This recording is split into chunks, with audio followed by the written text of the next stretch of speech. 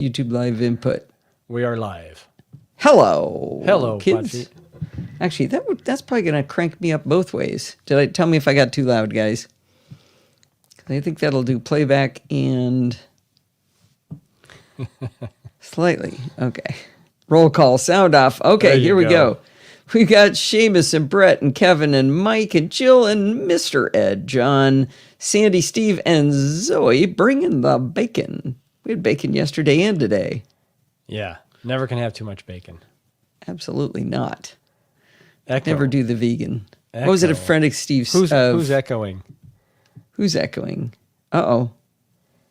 Who's echoing, Sandy? Is it possible you hear both Discord and the live show? No, they would be off by Jill's quite a not bit. hearing it. I hear both of you.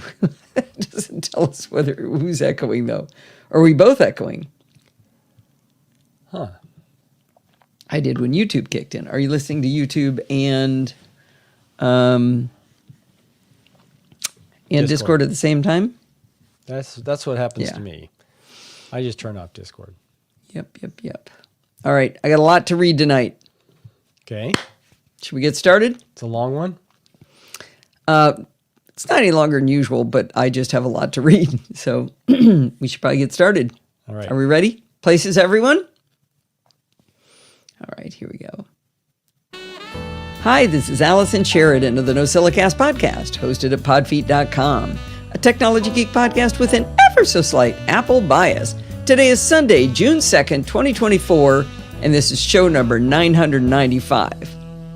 All right, everybody here, how come Darren Headley was the only person who told me that Bart's audio was all messed up in last week's security bits? Unfortunately, the communication method he used was something I don't check often, so I didn't see his message for 5 days. Late last night, I swapped in my recording of Bart's voice, which was slightly better, and I reproduced the show. It used up credits on the Auphonic service, but I'm hoping I saved some people from having to listen to it. Now, Bart and I had a heck of a time recording last week because he couldn't hear anything on Zoom. Couldn't figure it out, so we resorted to going back to Skype. But we can't actually blame this problem on Skype because it was his local recording that was messed up, and mine through Skype was at least passable. On his local recording, the first 5.5 minutes were dandy, then his volume dropped to about a quarter of what it was and got super scratchy and hissy. At about 28 minutes in, his voice volume came right back up to normal. Evidently, Skype compensated for that problem he was having locally because I never heard his volume drop. It's definitely quite hissy during the drop volume section, even on Skype, but I rate it as listenable. When I used his local recording, Auphonic did a great job normalizing the audio so it wasn't quiet during that period, but it also amplified the hiss on top of his recording. Now, Bart doesn't monitor his own voice while recording because he says it makes his head explode, so he never heard what was happening on his end. I always sample the audio after we record, but I sampled at the beginning and at the end. Turns out Skype last week caused a slip of our audio tracks for the 50-plus minutes, so I spent a lot of time while the live audience was watching, splitting and sliding the audio to get us lined up again. But it was only towards the end, so I never heard that middle 22 minutes where he was all messed up. The bad news for Bart is that the same thing happened when he recorded his latest episode of Let's Talk Apple today. Halfway through his recording, his volume dropped by 75%. Now, while that was awful for him because he had to re-record everything, the good news for us was that he figured out what went wrong. In last week's Security Bits, before things went badly, you may have heard me say that his voice got much quieter. Now, that wasn't the real problem, though. He realized that in his enthusiasm about security, he had bumped the mic, so it was farther away from him. He moved it back, and we went on our merry way. Unbeknownst to both of us, though, that mic bump actually dislodged the XLR cable, so it was only intermittently connected. After the disaster recording Let's Talk Apple, Bart wiggled the XLR cable and he heard a distinct click as it fully connected. So fingers crossed that this was the root cause, because neither of us wants to go through this again. Now that we're done with the audio lesson, the main message I want to send is, please tell me immediately if something doesn't sound right in one of my shows. I always want to know as soon as possible. I may not be able to fix it, it might just make me sad, but if I can't improve it, at least I'll have the opportunity to give it a go. Many thanks to Darren, who may have saved your ears from hearing that awful recording. if you didn't listen very quickly after the show came out, maybe a week late, maybe a couple weeks late, you probably never heard any of this. All right. All right. All right. I'm not going to do a chapter mark for that bad audio thing. Did you show him the screenshot of what the audio looked like? Oh, I should have done that. Let me do that. Save. I like that. All righty. Yeah, so here's what Allison's talking about. And I'll blow it up here. Yeah. Borked section. That's a technical term, technical audio term. Yes, absolutely.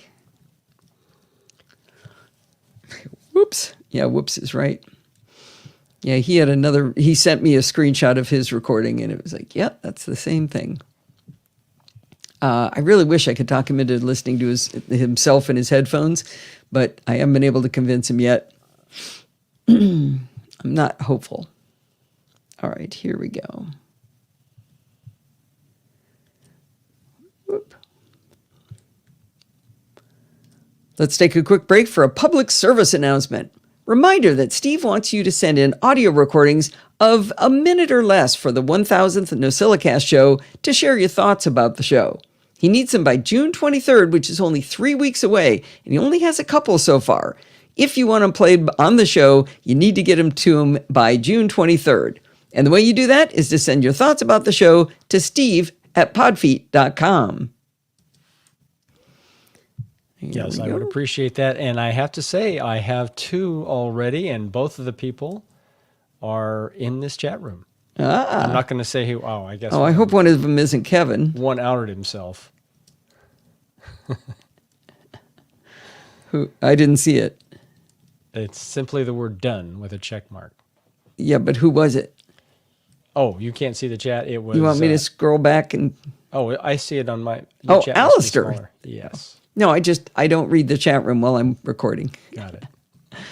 All right. I'm going to bring in our season. Another season recording. Do I need to... Do I need to set this one up? Harrison sent his in. Oh, good. Actually, that'd be great. Blah, blah, blah, blah, blah. Harrison's what are grandsons for? 4 months old? I think I may have found one of the most unusual things at CSUN this year. We're going to learn... Oh, that's actually good. ...about aroma art from Angela Meng and Jun Kim. This is crazy. It's smelly paint. All right.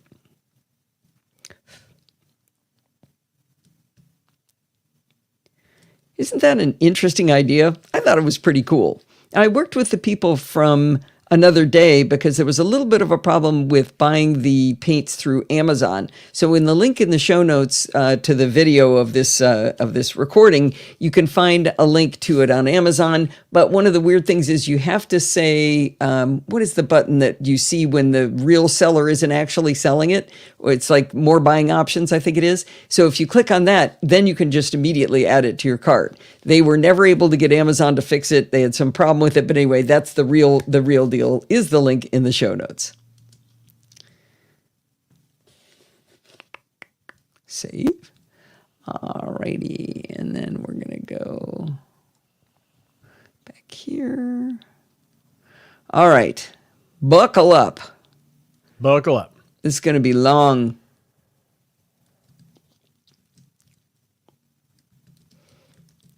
How many people here use Overcast for their podcatcher of choice?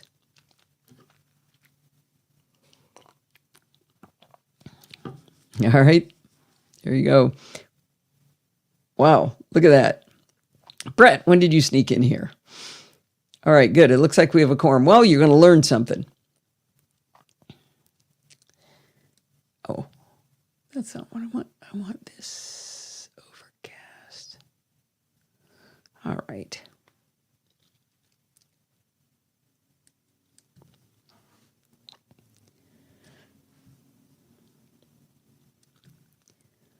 Sometimes an app or service is in such widespread use that it doesn't occur to me to tell you how it works. But then someone asks me about it and I realize widespread use doesn't mean everyone knows exactly how to use it. This became obvious to me this week when two different people asked me what my podcatcher of choice was.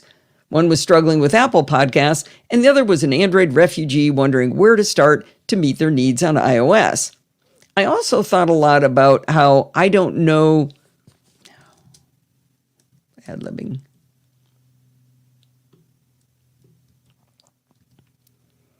I explained to both of them that I use Overcast by Marco Arment. With 37,000 reviews and 4.7 stars in the App Store, I think we can easily refer to this as a beloved application. I think the reason I've never reviewed it or walked through it is because I don't love it, but I do like it. I like it better than any other podcatcher I've tried, but I still think it's a bit mysterious in its interface. I did go through Overcast 7 years ago, but it was kind of a brief walkthrough, and it was in comparison to Downcast and Pocket Cast, so it's not something I can say point people to when they ask me how to use Overcast. By the way, I still use Downcast on my iPad because it does video podcasts and Overcast does not. Today I'm going to rectify this with a detailed walkthrough the Overcast interface, explain what you can do with it, and where I find it a bit mysterious. And by detailed, I mean we're going to go through every single little button and knob in this app. In the blog post, I did a fair number of headings so you can jump to what you can learn, but if you're listening, you'll find I made the last segment of this walkthrough, well, nearly the last, how to actually play podcast episodes. I sure hope you can stay awake till the end. I do want you to know that even if you've been using it for a while, I'm willing to bet that I'm going to teach you something you didn't know it could do. Before I dig in, I want to make sure you know that Overcast is an accessible app with VoiceOver. I found one thing in the entire interface that wasn't accessible, and it's not a big deal, and there was one slider I didn't know how to change, but that one could just be my talents with VoiceOver. Let's start with the cost. Overcast is free with very unobtrusive ads at the bottom of the player. If you want to remove the ads and support the developer, it's only $10 a year. Now, personally, I choose to support the developer, especially at such a reasonable price. Adding a new podcast is trivially easy and intuitive. There's a big plus button in the upper right when you're on the home screen. There's a second plus button just to the left of it with some lines in it, which is where you can add playlists, and we're going to get into playlists in a little bit. The big plus button takes you to the directory where you can browse for or search for the show you want to listen to, and there's also an add URL button in the upper right. That's if you already know where to find the show. The URL they're talking about is the link to the RSS feed, which is the XML text file, which is literally the file that causes podcasting to exist. For example, if you go to podfeet.com and you click on the text in the top menu that says subscribe to the podcast, you'll see all of the Podfeet podcasts listed with links to subscribe in 3 podcatchers, but also a link to the RSS feed. If you right-click and copy that URL, you can subscribe in any podcatcher. It's actually rather fun to look at the feed itself if you want to. You can do that by opening that same link in Firefox or a Chromium browser like Edge or Chrome. I think it's fun to peek under the hood, but you may be different. Subscribing via URL is something you also might need if you subscribe to some paid-for podcasts, so it's good to know the option is there. Now let's understand the episode list interface. After you've subscribed to one show, obviously it's going to be the NosillaCast, you can tap on the podcast in the list to see the available episodes. You'll see 3 tabs. Let's start with the third tab, Settings, because it helps explain the earlier tabs. In Settings, you can control exactly how this podcast behaves. I'm not going to go through every settings, but I do want to highlight quite a few of them. There's a toggle to pin to the top of the list, which is a feature I definitely use to make sure I don't miss my must-listen-to shows. If you really want to make sure you don't miss a show, you can toggle on notifications of new episodes for specific podcasts. Overcast lets you control how many unplayed episodes to keep. Let's say you have a podcast that comes out daily, but you only have time to dip in and out a couple times a week. You can set it to keep 1 unplayed episode, and you'll only ever see that latest one. Where this falls down for me is when I listen to part of an episode. That partially played episode will sit there along with the new one. Of course, this is how it should work, but I want Marco to simply know when I've just tired of an episode and have no intention of completing it. Now, do you have any podcasts where you really like them, but they constantly blather about nothing at the beginning of every episode, or maybe they do an ad first thing? One of my favorite shows goes on for 8 minutes before they actually start the real content. And it's a predictable 8 minutes. With Overcast, in the settings for each podcast, you can tell it to skip a number of seconds of intro and outro. It'll take me quite a while to get to 8 minutes in 5-second increments for that one show, but most are only a couple of minutes. Once you have the settings the way you like for a particular podcast, the other 2 tabs are Current and All. Now, All is pretty obvious. It's all episodes, whether you've listened to them or not, and Current is your unplayed episodes. With the podcast selected but no episode selected, you can see the album artwork and a link directly to the listed website for the show. Below that is something really nifty. It's tiny, but it tells you the frequency of the show. For the NosillaCast, it actually says Sunday evenings. And Let's Talk Apple by Bart Bouchat says monthly.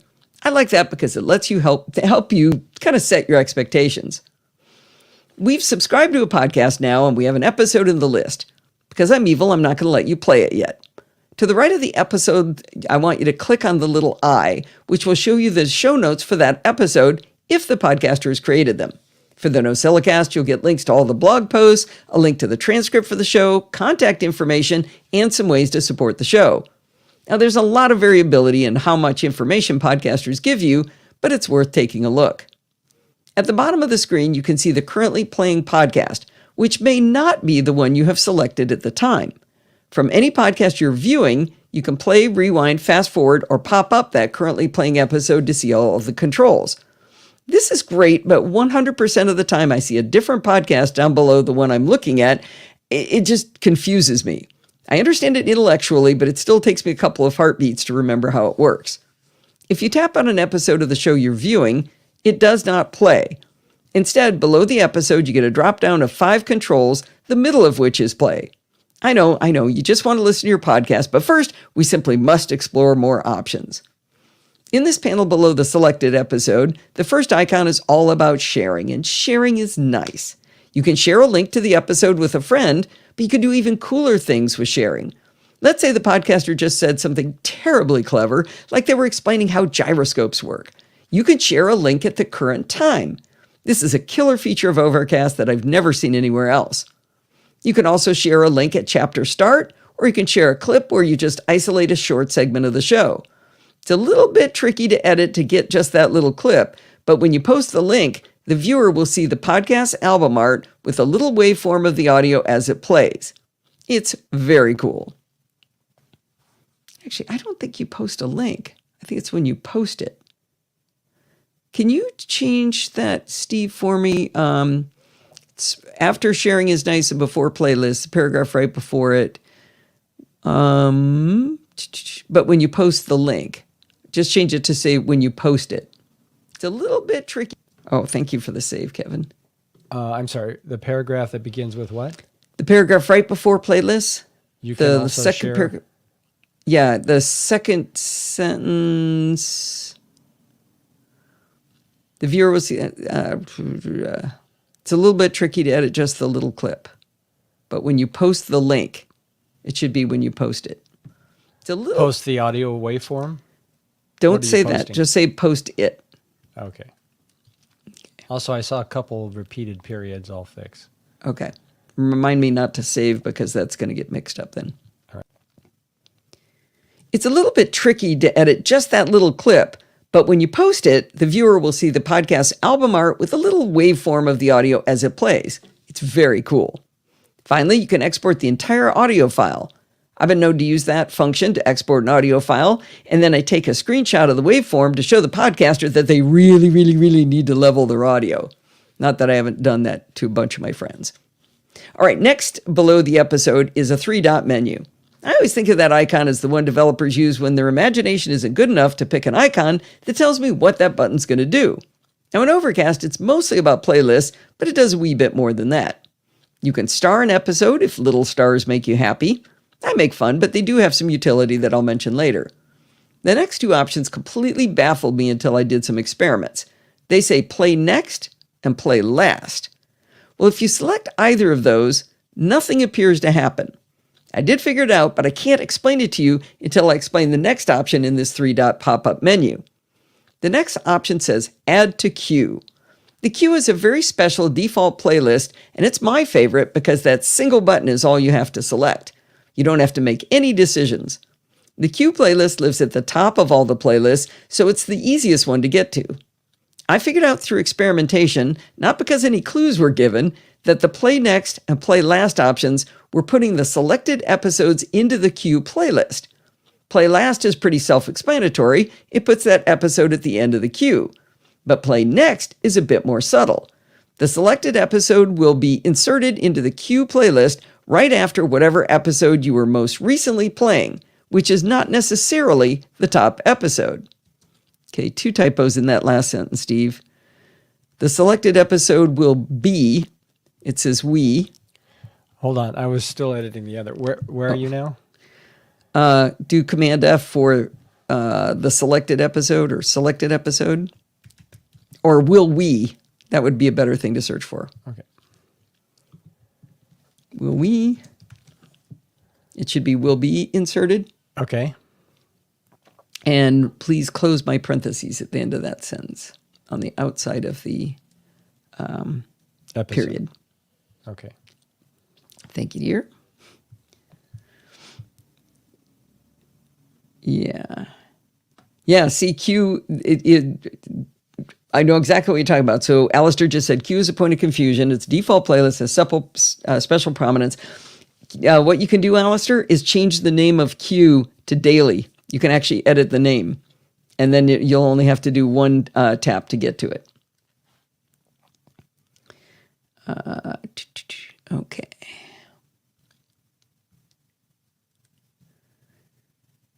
I like the play next and play last feature because it could make it quicker to build up my queue playlist. But if you weren't thinking about the queue playlist when you tapped it, you think nothing at all had happened. Now, I didn't explain where the playlists, including the queue, are located. They're back on the main screen, but you have to scroll to the tippy top of Overcast. Playlists are pastel pill-shaped buttons, the top one of which is queue. If you tap into the queue playlist, you can press and drag to reorder your chosen episodes. In the upper right of any playlist, including the queue, there's another 3-dot menu. The first option in this menu is to edit the playlist, which immediately gives you hamburger buttons next to each episode for reordering, just in case you didn't realize you could press and drag them. The Edit Playlist option also lets you select a bunch of episodes and then delete them from the playlist. Finally, you can change the playlist settings. The queue can be renamed, so you can change it to something you like better, and the icon and color can be changed. The other changes you can make in playlist settings seems more appropriate to handcrafted playlists than the default queue, but maybe you'd like it there too. I'm not going to go through all of those settings just yet because I think it defeats the purpose to make these changes in the queue playlist. People like to create playlists for a specific exercise, or maybe their commute to work, or possibly for doing chores around the house. Maybe you want an angry show for running and a podcast with calming topics while vacuuming. With Overcast, you can create as many custom playlists as you like. Actually, I don't know if that's true. I don't know if you could make 1,000 of them, but you can make a lot. To create a new playlist, tap the plus button with the lines next to it at the top of the main screen. Your choices will be custom playlist, all episodes, starred, downloaded, or in progress. I think it's kind of weird to have a playlist that's all episodes, but that must be the way someone likes it. I told you starred would be coming in handy as a way to have auto-generated playlists. That sentence isn't very good. Had no clue about, okay, good. You've already got your money's worth. This is fun having a live audience who uses the tool saying, oh, I didn't know that. Thank you. I think I just said, that must be the way someone likes it. Okay, someone likes it. Where was I? There we go. Now, I told you starred would come in handy, and it turns out that's a way to have auto-generated playlists created. The last of the playlist options positively baffles me. It says, hide recent episodes. I have no clue why anybody would want that. And what is considered recent? Oh well, moving on, let's create a custom playlist. We can name it and give it an icon and change the color. Now, the icons aren't very interesting, but there is one that looks like John Travolta in his Stayin' Alive pose from the movie Saturday Night Fever in 1977, so that's fun. The next section in creating a new playlist lets us choose what episodes to include, which is defaulted to all episodes, but we can change it to selected episodes. Then it asks which selected episodes we want and has a giant list of every episode of every show that's been downloaded to your phone. At least my list was giant. This is a hard way to add episodes, so instead I'd recommend tapping Done, then go into the podcast listing and choose the episodes you want in your playlist. If you go back into playlist settings after adding some episodes, you can set a sort order of oldest to newest or vice versa, but also oldest to newest or vice versa by podcast. In addition to adding specific episodes of specific podcasts, you can add entire podcasts to a playlist. You do this with the Include Podcast button. Oddly, you get a choice to include or exclude podcasts. I guess if you have more shows you like than don't like, starting with exclude might make sense. If you include a podcast in a playlist, every episode of that show will be in the playlist. As I said, this can be a combination with selected episodes of other shows, which is interesting. After experimenting my way through this, I can see a way to use this. I could see creating a podcast playlist maybe by subject. I have several Apple-centric podcasts. I know you're shocked, right? And I also have political podcasts. Using the include option, I could break them up that way pretty easily. As an experiment, I set up a playlist for Apple Podcasts and dropped in my favorite shows. When I did it, it illustrated one of the pain points for me with Overcast. I'm not entirely sure it's Overcast's fault, and it probably isn't, but let me elaborate and you can decide. When I created this playlist of Apple Podcasts, one of them was macOS Ken, and it showed 23 episodes of Ken Ray's show. Now, remember I explained you can change how many episodes to keep within a given podcast? I have macOS Ken set to save only 2. But if you listen closely, the setting is for the number of unplayed episodes. If I go back to my Apple playlist, I can see the shows have 4 minutes left, 1:50, and 7:40 left. It means I started them, but I didn't finish them, so they sit there forever. Now, the reason I put partial blame on Overcast is that it's harder than it should be to convince Overcast that you're done with an episode. I can prove it. One of the episodes in this list said 0:00 left. It turns out when you get to the end of listening to a show in Overcast, even if you use the fast forward button a bunch of times to get to the end, it will always leave a few seconds at the end. I don't know why it's coded that way, but it drives me bananas. There is a way to clear them without fast forwarding, but I'll get into that in a minute. The good news about the playlist having all of these old episodes dating back to January is that in a playlist, it's easy to delete them from here. Back in the podcast listing, I've always deleted episodes there. You have to drag across every episode till you see the delete button and hit the trash can, and you have to do that one by one by one. And if you've got 29 of them, that's a pain. But back in playlist, you can use edit episodes, which puts that little selection circles next to them, and go tap, tap, tap, tap, tap to select and hit delete just one time. Even better, here's an iOS trick that works in a lot of iOS apps. You can use 2 fingers to drag along the list, and it will select every episode you drag across. Yay! Finally, I can clean up my episodes quickly. Now, I mentioned that there's a way to clear partially listened to episodes, or even not listen to at all episodes, but it's another confusing one. I had to phone a friend to figure it out. Let's say you've just finished listening to as much as you want of an episode. You're viewing it in the show's listing. As I mentioned a moment ago, if you swipe across, you get a delete button, but you also get a checkmark button. No matter which button you press, the episode disappears. Stephen Getz is a heavy Overcast user, so I asked him what the difference was between delete and checkmark. He said that checkmark simply means it's completed. Okay, what happens to a completed episode? Stephen pointed out that in a global settings, Stephen pointed out, Stephen. Got to keep them apart. Thank you, Kevin.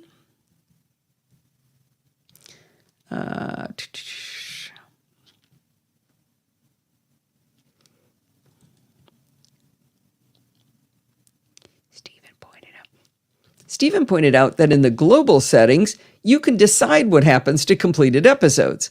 The default behavior appears to delete completed episodes. So it is literally the same thing as deleting. But You have other options for the check mark, including making you manually delete completed episodes or having them deleted after 24 hours. That's a lot of complexity. I'm sorry. Well, anyway, remember I had all of these nearly completed episodes lying around? Evidently, the way to tell Overcast that I'm done is to hit that complete button.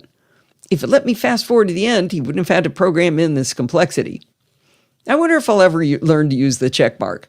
I have a feeling I'll still think, oh, I'll finish that later, and I'll still end up with piles of old half-finished shows again, but at least for now I've figured out a quick way to clean up the shows by using Edit Playlist. Back in the list of podcasts, you have 3 tabs: Current, Archive, and All. Current is any shows that have new, or shall I say, uncompleted episodes. I had to do some work to figure out what archive means. It says it means podcasts you're not following and have no added episodes or seem to be inactive. Well, I understand inactive podcasts. When I looked at this, I had 2 that were labeled that way, and they have a little moon on them. That's because they don't have new episodes. Now, it was nice to have them listed there so I could unsubscribe. But how do you get podcasts you're not following? I figured it out through an experiment.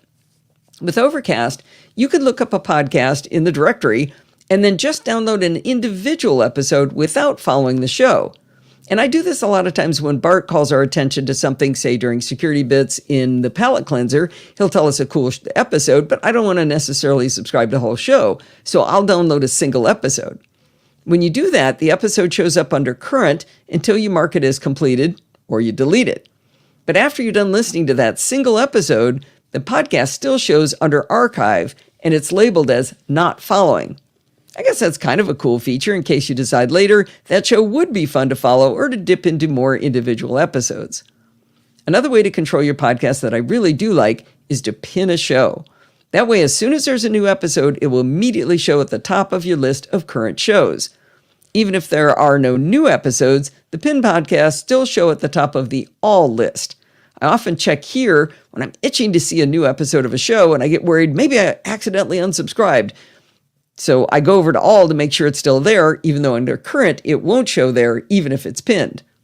To pin a podcast, go into Settings for the show and toggle on Pin to Top of List.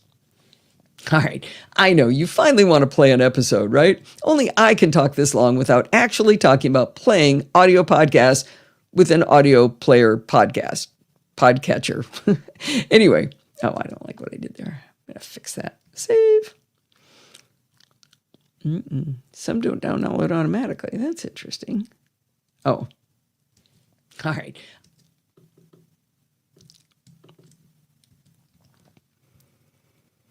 All right, only I can talk this long without actually telling you about playing audio podcasts in an audio podcatcher. But there's a couple of cool features in here, super cool features, no matter how weirdly they are hidden. When you hit play on an episode, you get the album artwork big and pretty with an obvious scroll bar with a play button below. You could use this interface without noticing any of the other cool things you can do from here. On either side of the album artwork, you can see a little vertical line, and this is a very subtle hint that there are screens to the left and right of the main player screen. If you swipe to see the screen to the right, you'll see show notes for the latest episode. In the case of the NosillaCast, all of the links to the blog posts are right here, like I mentioned before, so you can read and go look at all the images that I was describing. If the show has chapter marks, like the delightful NosillaCast, there's one more screen to the right. You'll see each chapter title with the elapsed time for each chapter, and you can tap right on them to jump to that chapter. I use that all the time for shows with chapters. If you swipe to see the screen to the left, you'll find the best part of Overcast. You have a button to enable what Marco calls smart speed to shorten silences. I listened to a show where one of the hosts would leave these frustratingly long pauses, and smart speed was why I still enjoyed the show. I'll give you a warning though, some speakers use pauses for a reason, and smart speed is a bad thing. A while back, I was listening to Bart's Let's Talk Photography podcast, and he was explaining something really complex. But I was having a really hard time following him because he wasn't giving the listener any time to absorb what he was saying. I was halfway through writing an angry email to him when it occurred to me to check my settings, and Smart Speed had been enabled. I disabled it, and there was that perfect explainer back in my ears. And one of the reasons that happened is that I never seemed to remember to use the very obvious custom for this podcast toggle. I'll turn on Smart Speed for a different podcast and not toggle the custom option on that podcast, and suddenly all of my podcasts have this enabled. So be smarter than me and pay attention to that toggle. This happened just recently with, I think I was listening to Buzz Blossom and Squeak by Jill from the North Woods. And I was like, man, Jill, I got to talk to you about your editing. You're just clipping things together. This is ridiculous. I was like, oh man, I did it again. Sure enough, Smart Speed was enabled for her show, and it doesn't work with Jill's voice. Now, another custom or global option is to turn on Voice Boost. This is a great feature to add to podcasts that don't level their audio properly, or maybe the volume is too low. You can also set the speed of the podcast playback, but watch that custom toggle. If you don't want to hear Jill from the Northwoods at 2x when you just meant to set it to 2x for MacBreak Weekly, remember that toggle. Now, you know how with YouTube you can change the playback speed, and as you bump it up a notch, it says 1.25x, 1.5x, 1.75x, and 2x. It also has numbers for slowing down, 0.75x, 0.5x, and 0.25x. But with Overcast, Marco's made that way harder. While there are big tick marks for 1x, 2x, and 3x, it's harder to tell what speed you're picking between those values. Between 1x and 2x, there are 5 small tick marks. That means 6 segments. So those values might be 1.17, 1.34, 1.51, and up. Also, there's only 1 tick mark between 2x and 3x. So can we assume that's 2.5x, I guess? The best one, though, is the small tick mark below 1x. There's just 1 tick mark, and it doesn't tell you what it is. Is that 0.5, 0.1, 0.05x? I don't know. Now, Stephen Getz pointed out that if you have Smart Speed enabled, Overcast shows you how fast you're listening. If you haven't changed the speed from 1x, as the show progresses, you'll see the speed above Smart Speed changing to more than 1x. If you slide up on the smaller tick marks between 1x and 2x, the number above Smart Speed gets even bigger. Now, I realize it doesn't make a darn bit of difference what those tick marks represent. We can all just adjust it till it sounds right for a particular show. But it still bugs me that they're in 1/6 increments. Now, the best thing about doing a detailed walkthrough of an app is all the things you learn when you poke every icon. I just noticed for the first time that there's a small circle with horizontal lines in it to the left of the play bar when you have an episode up. A single tap of this button jumps 2 screens to the right directly to the chapter marks, if they're there. That's pretty cool. The circle itself is also an indicator of the progress, through the show. That gets a little darker line going around it. I think that's a funny thing to add to the interface since the giant progress bar is right next to this tiny icon. Now, across the bottom, when you have an episode up to be played, are 5 icons. The first one looks like a settings icon, and it jumps you to the left screen for Smart Speed, Voice Boost, and playback speed. If you use Podcast to go to sleep, there's a timer to let the player stop at an elapsed time, or even at the end of the episode, so it doesn't just keep using up all of your shows while you're sleeping. The middle one jumps you right to an AirPlay screen, which is probably one of my most used features. You can star the podcast episode from here, and the final icon is another information icon, which slides over the show notes. At first, I was curious why these redundant buttons were here, because we know we can swipe, right? But it turns out they get used by VoiceOver. Remember I explained how you could slide the album artwork from right to left to reveal the chapter marks and show notes and things like Voice Boost? Well, that interface would be far too clumsy and undiscoverable with VoiceOver. Instead, those screens are essentially invisible to VoiceOver. You get pop-ups instead with entirely new controls when VoiceOver is on to allow quick and easy changes to the settings and to choose chapter marks and read the show notes. This is some really good coding here. Now, before I close out, let's take a look at settings, which get you from the main screen. Save. Do you want me to fix that instead, the duplication? Did I say instead twice there? Well, I think you caught yourself, but it's written twice. Okay, yeah. Thank you. And also, you had an include way back. You had an included button, or is it include? I think it's include. Yeah, but it might be in context that it made sense. The button name itself, included. I thought it was include. The button name is include, but in context, it might have been I might have said included podcasts. You put it in quotes like it was the name of the button. Okay. I think it's include. Well, you can look on Overcast to see what it says. All right. Okay. Before I close out here, let's take a look at settings, which you get to from the main screen using the gear icon in the upper left. If you like to listen to podcasts on more than one device, you can create a login to sync your playlists and even progress through shows across devices. I'm pretty sure that's one of the features you get if you pay for Overcast. Overcast runs... Actually, is that true, guys? I shouldn't say that. I don't know if that's true. No idea. Okay. Oh, it says included podcasts on the list, but include for the simple... Alistair's answering your question, Steve. Before I close out here, let's take a look at settings, which you get to from the main screen using the gear icon in the upper left. If you'd like to listen to podcasts on more than one device, you can create a login to sync your playlists and even progress through shows all across your devices. Overcast runs not only on iOS, but iPadOS and macOS if you have an Apple Silicon Mac.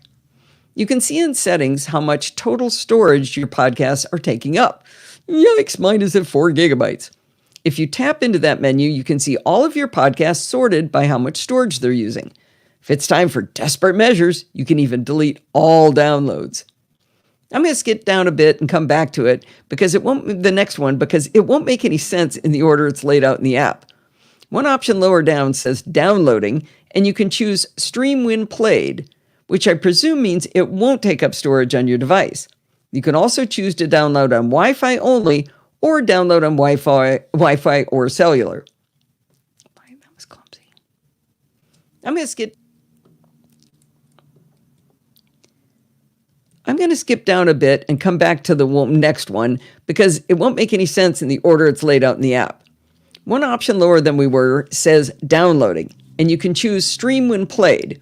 And I presume that means it won't take up storage on your device. You can also choose to download on Wi-Fi only or download on Wi-Fi or cellular. Now that we've got that covered, I can go back up to the data usage section where you can get a tremendous amount of detail. For cellular data and for all data, you have separate tabs where you can see total usage since a certain date, and I think it's a month ago. But there's a note saying it's estimated data. The reason I waited to explain this section till covering the Wi-Fi versus cellular one is that there's one metric that's confusing. It says episodes, and when I select it, the only show I had in there was the NosillaCast. I asked Sandy Foster to check hers while I was writing this up, and she had 7 shows in there, which is far fewer than she subscribes to. If you have your... Playing. Yes, Siri, I wasn't talking to you. If you have... Okay. Today you have 5. Okay. Is far fewer than she subscribes to.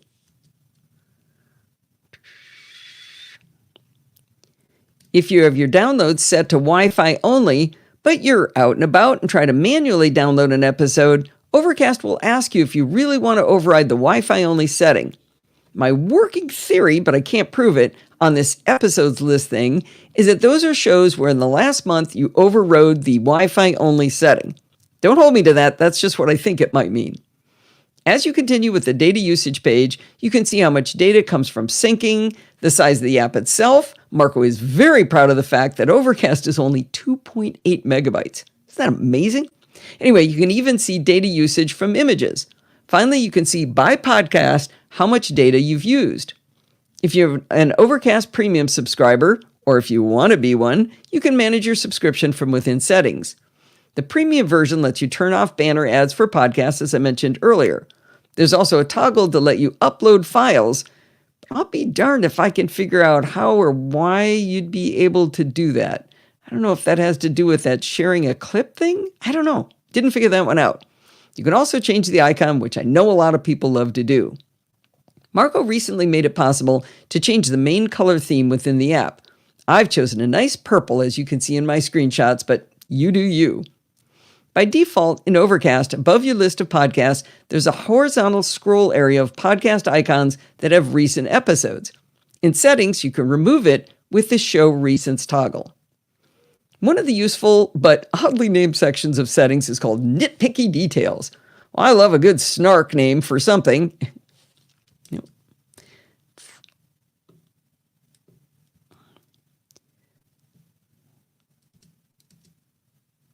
Come on. This show recents toggle. That one really confused us. Sandy and I were like, what's show recent? We don't know. Thank you, Kevin.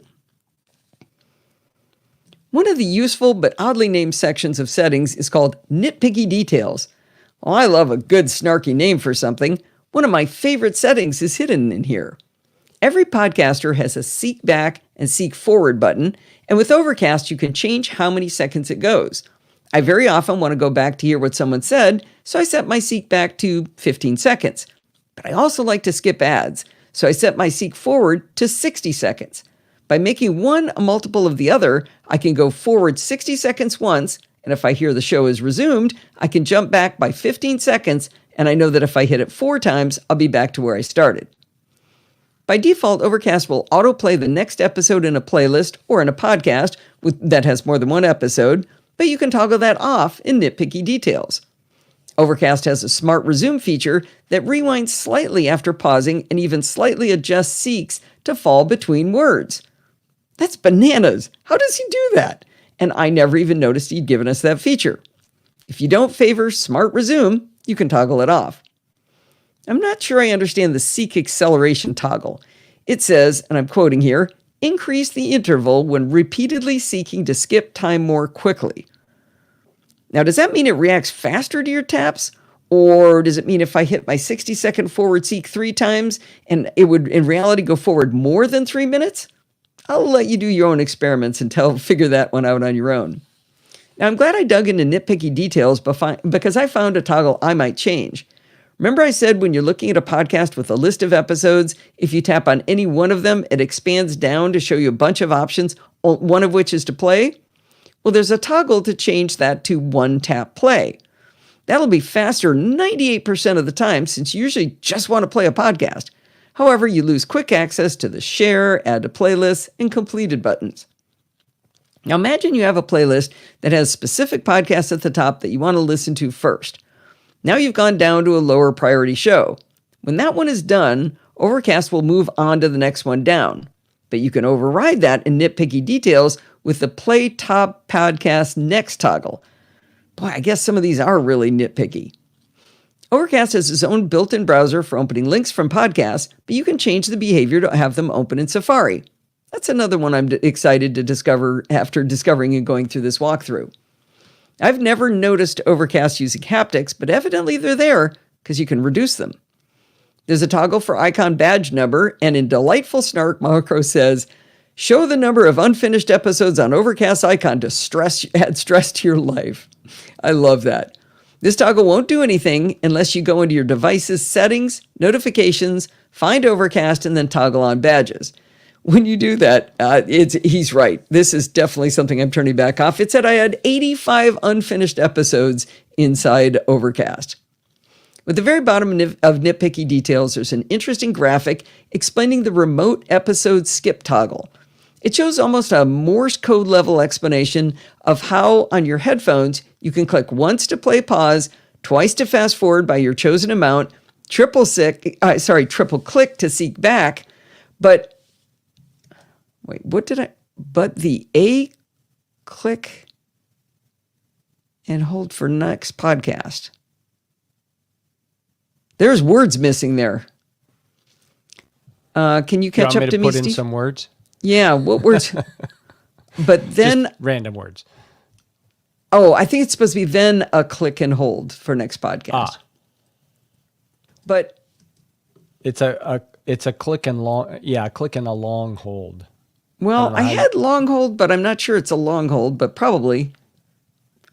Let's go with click and long hold. I did have that written and then I took it out, but I think I accidentally took out the end. But is that the only part in this paragraph? Time will tell. All right. Let's see. Triple sick. Might as well get rid of that. Triple click to seek back. But then there's a click and hold for next podcast. I didn't know that was there. There's also a double click and hold to go to the previous podcast. I guarantee you I could never correctly execute any of those actions other than the play, pause, maybe fast forward. Remember at the beginning I said there was one thing that wasn't accessible with VoiceOver? This little graphic is the one thing. Of everything I tested with VoiceOver, no, I didn't realize I had written that in there. I thought I'd forgotten. All right, I promise we're in the home stretch here, folks, but there are just a few more things in the main settings area to go through. On a per podcast basis, you can set notifications for new episodes and even set limits to how many episodes to maintain for each one. Theoretically, you can send feedback from within the app, but I've never gotten a response from Marco to my feedback. Now, I guess it doesn't say get response, does it? It says send feedback. You can also go straight to rating Overcast. Now, podcatchers use a text file in a format called OPML, and with Overcast, you can import an OPML file from other podcatchers or export to other apps. This might help with my little friend who just migrated over from Android. If you're a podcaster, there's some info and settings to tell you how the directory works and some other details. You may or may not care about privacy with your podcast, but Marco gives you information you may be interested in. Within Settings, Privacy, you can see not just Overcast privacy policy, but you can see all of the services used by the podcasts you subscribe to.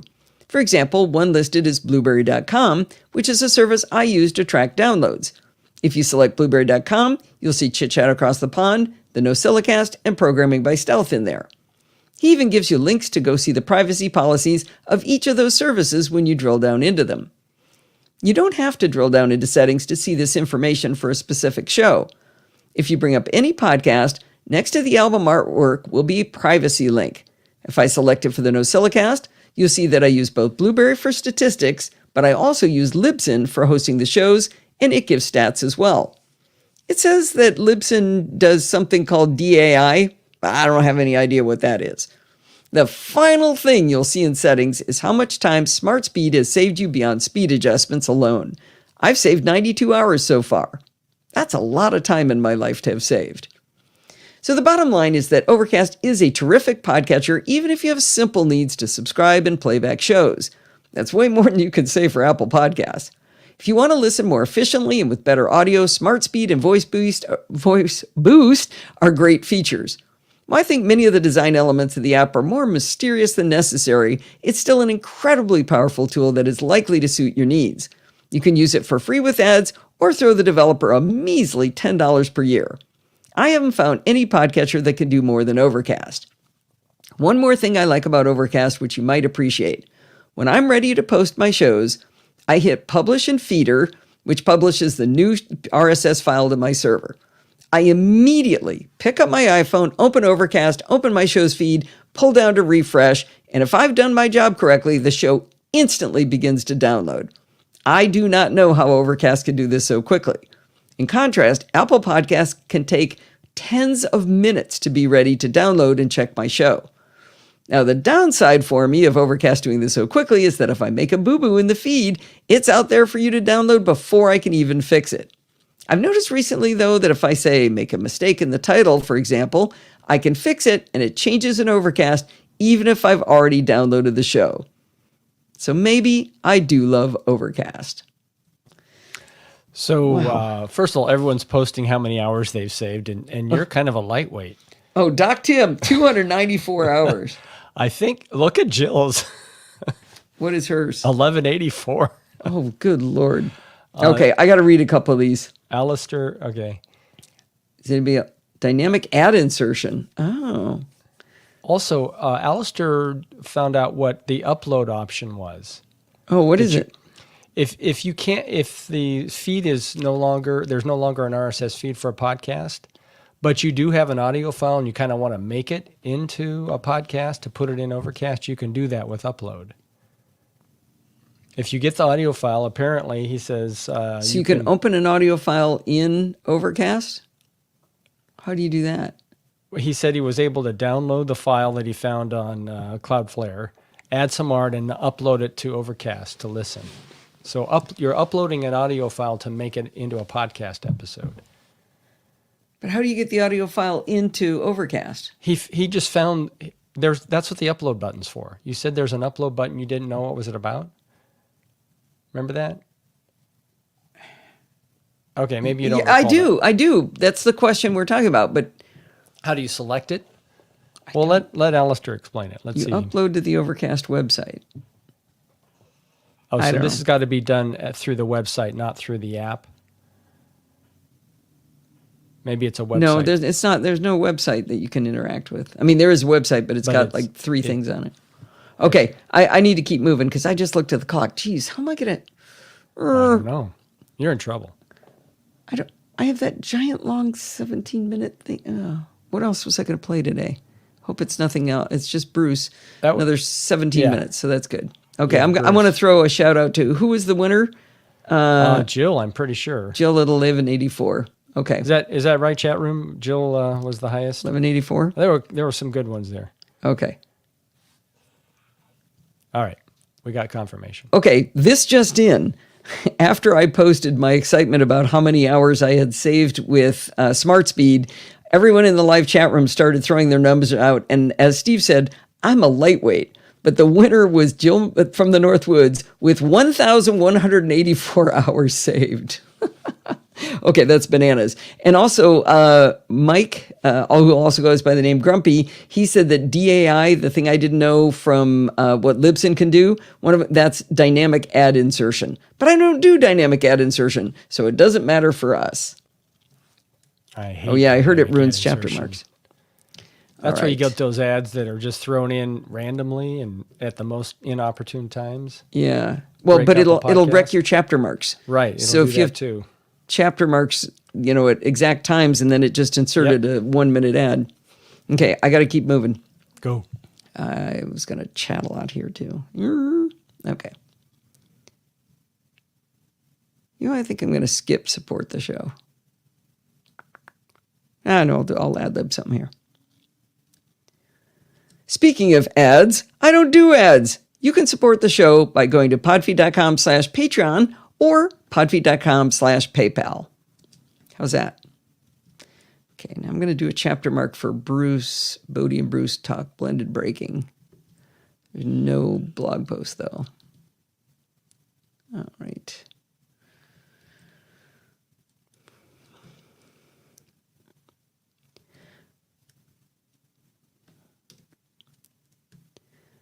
Quite a while back, I talked on the NosillaCast about how much I love one-pedal driving in my Tesla. With one-pedal driving, you rarely need to use the brakes because you simply feather the accelerator pedal to speed up and slow down. If you've ever driven a golf cart or a go-kart, it's essentially the same thing, but quite a bit smoother. In my explanation, I said that this is the only way to have regenerative braking. I was really frustrated with a friend of mine who turned off one-pedal driving on their Kia because that meant he wasn't getting the benefits of recycling the energy back into the battery when he was braking. This comment on the show caused Bruce, also known as Use the Data in our Slack, to gently and with facts and data explain to me how I was wrong when I said one-pedal driving was the only way to get regenerative braking. While that conversation took place in the Podfeet Slack, you're now going to get to hear it explained by Bruce in a podcast recording from the awesome Kilowatt podcast. The lovely Bodie Grimm interviewed Bruce and gave me the recording to play on the show. Now, you really should be subscribed to Kilowatt already because you would have been able to hear this interview back in February. All right, and now, where is it? Okay, where is it? There it is. Okay. Bodie's the best. Back in February. Hi, folks. Bodie here. Just a quick question. Have you ever... Actually, should I put the chapter mark there instead of my blathering? I think I should. What do you think? Yeah, I think I would do that. I think it's better. Yeah. Okay. Another long show, and I cut 2 things out. Come on. I lost it. I swung too far. There we go. Okay.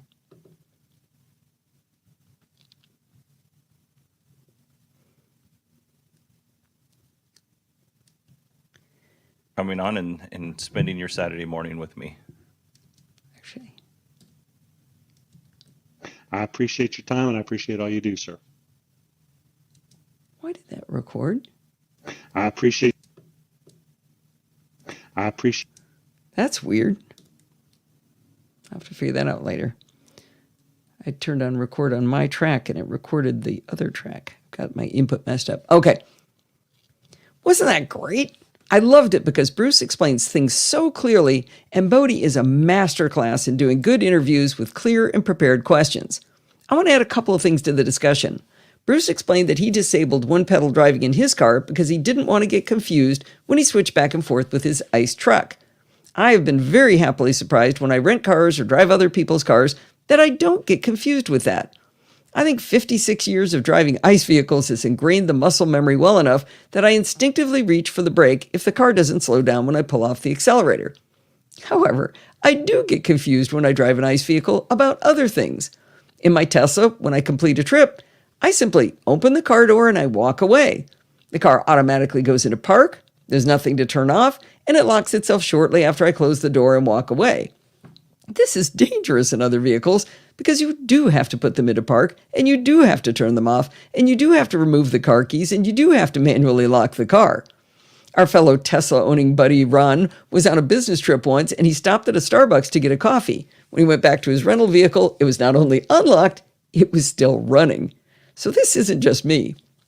The other thing is, in my Tesla, to change from forward, park, and reverse, use a stalk on the right side of the steering column. When I get into other cars, I am constantly turning the windshield wipers on and off when I try to change between those. Luckily, this just makes me feel silly, but that brake pedal is automatic in my brain. Now, Bodhi asked if there was any advantage of one-pedal driving over blended braking, or vice versa, and Bruce gave some good answers. One more thing I'd like to add in favor of one-pedal driving is that I think it's safer. If you're hurtling down the highway at 65 miles an hour and you need to come to a sudden stop, as soon as you release the accelerator in one-pedal driving, the car slows down significantly while you're moving your foot from the accelerator over to the brake. In blended braking mode, the entire time from when you release the accelerator till you get to the brake, the car is coasting at nearly full speed. I know that's just a split second, but it could be enough time to save a life or stay out of an accident. Now, Bruce explained to me that some vehicles have some options that actually help with that, but in general, that's the way the two different methods of braking work. Lastly, I wanted to clarify what Bodhi was trying to explain about how if you charge an EV to 100%, you don't have regenerative braking. The reason for this is that there's literally no place for the energy from the brakes to go. While that makes sense, it's somewhat disconcerting to get into your car and not have regen. On Teslas at least, the display warns you that the regenerative braking is limited until you've driven for a while. Bruce said it would be 1 or 2 miles, but in Steve and my experience, it's longer than that. Something in the 3% or so battery drain is our observation. Well, thanks again to Bruce for his explanation and to Bodhi for giving us this wonderful interview from the Kilowatt Podcast. Now go subscribe in your podcatcher of choice. If that's Overcast, you know how to use it. Steve, one more thing, something really stupid. Yeah, you said do not no have place- regen. Okay, I see that. You also said no place for the energy from the brakes to go. It's not the brakes generating the energy, it's the motors. Picky. That's a detail. Okay. Yes, it is a detail. Can you change regen to regen, please? All right. Okay. I am in the home stretch. Okay. Here we go. All right, that's going to wind us up for this week. Don't forget to send your 1,000th episode recordings to Steve by June 23rd by emailing them to him at steve@podfeed.com. Did you know you can email me at allison@podfeed.com anytime you like? If you have a question or suggestion, just send it on over.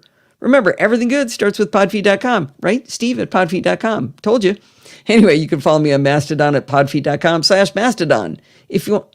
Wait, that didn't make any sense. Everything good starts with podfeed.com. You know, you can email me at allison@podfeed.com anytime you like.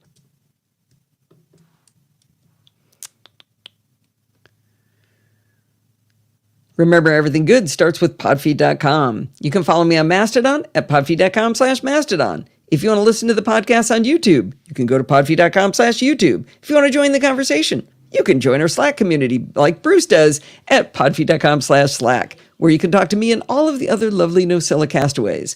You can support the show at podfeed.com/Patreon or with a one-time donation at podfeed.com/PayPal. And if you want to join in the fun of the live show, head on over to podfeed.com/live on Sunday nights at 5 p.m. Pacific time and join the friendly and enthusiastic Nosilla castaways. Thanks for listening and stay subscribed. Whew. And I know I said Bruce does, but Bruce did. Sorry? 6:04, man. You're I know. keeping these people. Well, I told you I had a lot of work to do. You see why I had to cut one of your Yeah. recordings? Oh, yeah. Completely understandable. Thanks for listening and stay subscribed. 8:04. Yeah, and this should have calculated out at less than an hour.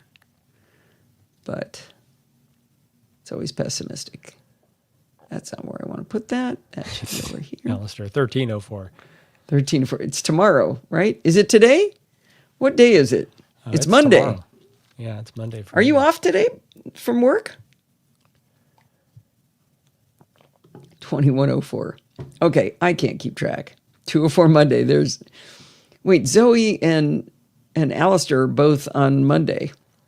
Yeah. All right. Yeah. Well, no matter what it minus is. 7. 7 plus 6 is King's greater than birthday 12. holiday. Oh, King's birthday. That's so weird. The King's birthday? Wait, New Zealand has a king? The King of England. Oh, that's right. You're under, well, not under British rule. What's your relationship to the Commonwealth? Charlie. I like it. I like it. Okay, I'm going to close these and then I'm going to Oh, I can't save. Whatever I change I did, I'm going to have to refresh and hope you didn't change it. Friends with benefits. That's a good one. Chuck, maybe. Oh, your mom had a king up till age 13. Wow. That's crazy. Interesting. All right, everybody. I think it is time to let everybody go. I'm going to kiss Rose goodbye, even though she hasn't been here in a while. Goodbye, Rose. Maybe she watches the YouTubes. Thanks for coming, everybody. This was fun. Signing out.